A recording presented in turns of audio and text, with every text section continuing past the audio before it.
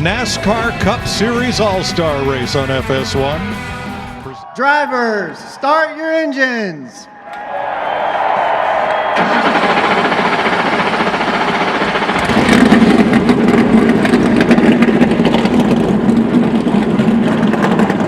And Bell address themselves to the starting line, and we're underway. And you saw Christopher Bell try to roll that start right there, and Brad Keselowski was like, no. I'm going to wait until you back up 3 wide for a brief second right there. Bell did a good job starting on this bottom. That's hard to do with this racetrack. Whoa, they're into each other. Now Logano to the inside. Here we go. They want it all, and they want it now. Lewis didn't have any drive off of the corner, and as the last caution came out, told the crew chief Adam Seedens, I have lost a substantial amount of lateral grip, meaning side grip, since yesterday. They were able to make an adjustment. One more thing to look at, he complained about brake fade already that first run as we've seen some rotors glowing. And it's Logano to the lead. Byron is the only car in the top 5 that took just 2 tires on the pit stop as he and Logano traded back and forth lap after lap.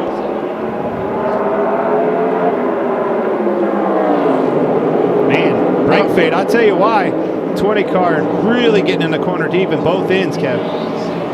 Yeah, and that's not uncommon when you have, the way that they run these brake pads in these cars with that split, with the way that you can use the brake pedals and be hard, as you're going to see Joey Logano clear that 24 car, I believe, here shortly. And on the right, Keselowski slips back to 8th as Austin Cindric gets by. Got it. That's bad news for the rest of the field, I believe. It's the All-Star caution lap. Joey Logano with a 1 second lead. I'll put it out. This is the All-Star caution. And there it is. In the top 10. I'm surprised Bell took the bottom of this racetrack. First time we've seen that, isn't it? It is. It's going to work out for him, though, so he felt like the characteristic of his car was going to work well, running the middle to the bottom of the corner, and he was right. Chase Elliott on the outside, Blaney alongside for 3rd. 6/10 rolling time. That's on that driver. That's a lot, Kevin. That is a lot. That's Reddick up on the outside of Larson as they fight back at 14th.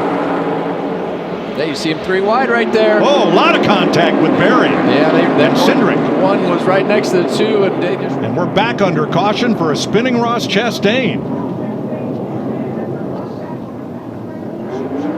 Yeah, left rear damage, guys. And trouble there for Austin Cindric, rolling down pit road with a lot of smoke from the right side. Yeah, you see these cars, one up top, one in the middle. Ross didn't, well, they just ran out of room. 48 coming up the racetrack, didn't know Ross was going to make it 3 wide right there. Almost the identical situation that they had up front, or on the front stretch. Definitely got a lot of help out of the 2 cars, Cindric.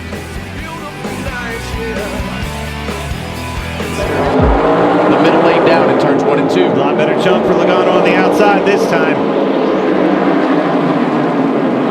Got to come off a 2 in the lead here. He's not going to do it. Not going to clear him. They're side by side, headed for 3. Even into the corner. Oh, it rotates the middle good, but Logano holding strong on that outside. Here he comes. There you see him squeeze him down the racetrack right there. Christopher Bell up the hill in the middle of the corner. See ya. Bell sends it in, and they're even again in the middle of turn 4. If you don't come off of turn 2 in the lead, you're in trouble. Oh, he's going to lean on him. Not going to matter. Yeah, Bell's car is good, but when you get that car to launch on the outside of you and you can't use the whole racetrack, as they make contact again, it just doesn't allow you to finish the corner. So Christopher Bell stuck on the bottom of the racetrack. Lost that lead. Brad Keselowski crashed hard in turn 4, and then coming into his pit stall with a bump and a thump, not much left on the right front. See at the top of your screen up here. Yeah, he got loose, it looks like, getting in the corner. You see how far they pushed that groove up into the 3rd lane, and now everybody's chasing it, and he got loose getting in the corner and just slammed into the fence hard. Around out of 250. Yeah, you see Logano hanging way back on that restart, right on the edge of being too much from a NASCAR standpoint, but Kyle Larson fires it off into turn one, and we'll see how these two tires work out for him. It was a good move by Kyle, too. He went early because of that. Didn't let him creep to him. The restart is under review. Remember, Larson, 2 fresh tires. Everybody else has 4. The restart is approved.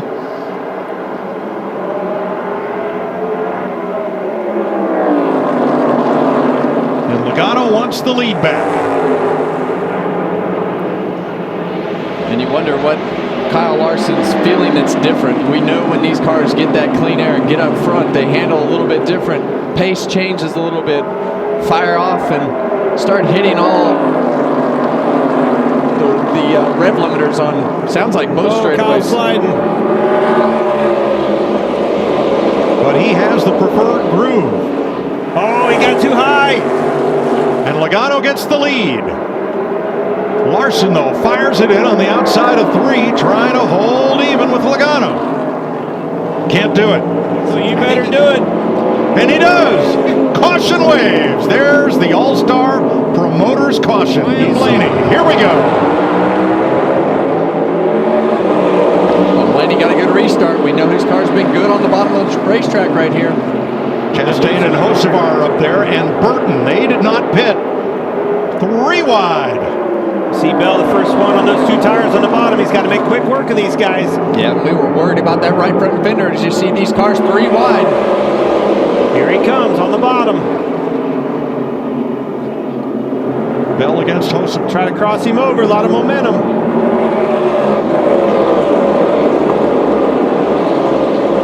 Joey Logano making that car as wide as possible, but Bell finds room on the inside. Yeah, and I think that caught Joey Logano off guard.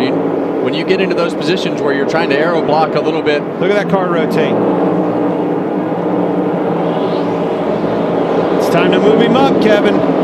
He's loose. He's into him. Can't hold him down. Yeah, Contact. He got loose getting in the corner and slid up into the side of the 22 car. And that brings Chastain and Alex Bowman into the picture. There you go. Front bumper. And if they don't work this out, Ross Chastain is going to be there in a hurry. 20 laps to go for $1 million. Yeah, you can't guard on the bottom for long because Chastain's going to be on the outside. Which one do you guard first? Belton is outside. This is exactly what we're talking about. He's Big loose, slide. Bowman grinding it out on the bottom. Bumper, guys. There he is, looking to the inside.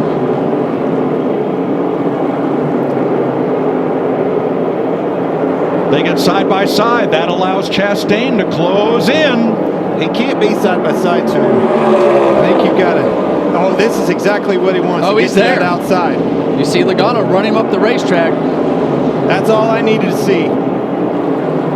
And that's all Ross needed to see in his windshield, because now he has a chance. Well, Bell likes this outside. And Chastain is definitely still a contender because of the fact that Joey Logano is not going to be an easy pass. You're going to have to take it from him. I hate to say that, but if you're going to win this race, you're going to do it off the front bumper. To the outside he goes. But Logano's clear. See him moving down. Back into him. See him use the right side of that car. He's got a half a car length on Joey Logano. Back even down the back straightaway. Joey's running him down the racetrack. He moved him up. And Chastain almost ran over Logano in the process. How bad do you want it? He just showed you. That's exactly what you have to do to finish the race. Put themselves up in the front of the pack. In contention all day today, but when it is counted, he has done what he had to do. Move down just a little bit that time. I agree. Be safe. Bring it around here. This is an official lap, though. Just like you said, Mike has to finish under green. White flag for Christopher Bell's Joe Gibbs Toyota.